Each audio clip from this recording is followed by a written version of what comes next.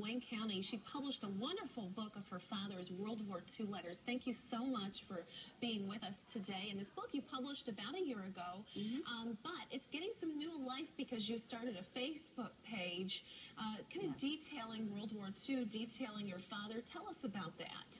Well, like you said, Rachel, I published the book a year ago this month, and then began in May or June a Facebook page.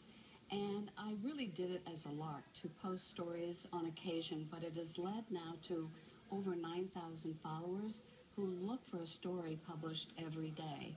I publish World War II related stories with veterans, sometimes excerpts from my father's letters.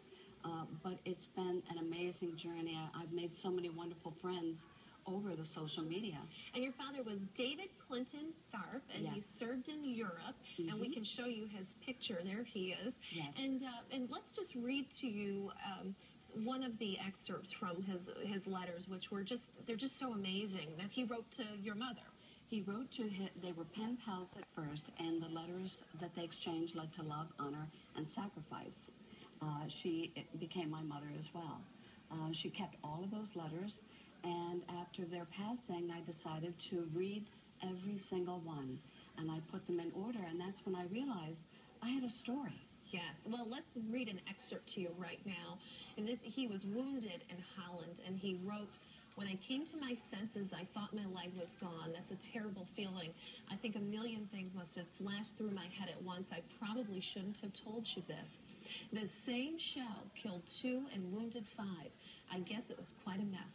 Not as bad as some I've seen, though. Well, enough about that." Yes. And just so many anecdotes like that. And one thing that I want to make sure that we touch on before we go is now you're using your Facebook page to help other veterans. Yes, this has led me to quite a journey that I never would have anticipated. I hear from veterans of all wars, and that's when I realized my father's letters contain sentiments that resonate with soldiers of all wars, past, present, and future. And that is leading me to become an advocate for veterans and their families suffering from post-traumatic stress disorder, otherwise known as PTSD.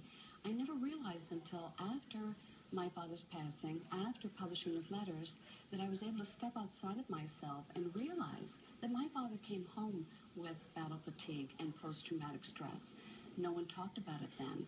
My brother also suffered from it and unfortunately succumbed to a heart attack in 2009.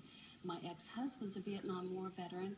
He has post-traumatic stress, and he didn't get help until 2007, 20 years after our divorce. Yeah. So this has been amazing in that it's helped heal our relationship together. My daughter, who's 30 years old today, has even pointed out that her father has healed from this just by publishing her grandfather's letters. Well, it's a remarkable story, a remarkable book, and I'm enjoying your Facebook page as well. And we will post links to the Facebook page as well as how you can, the book's website on our website, rochesterhomepage.net. Jenny, thank you so much for being here. And coming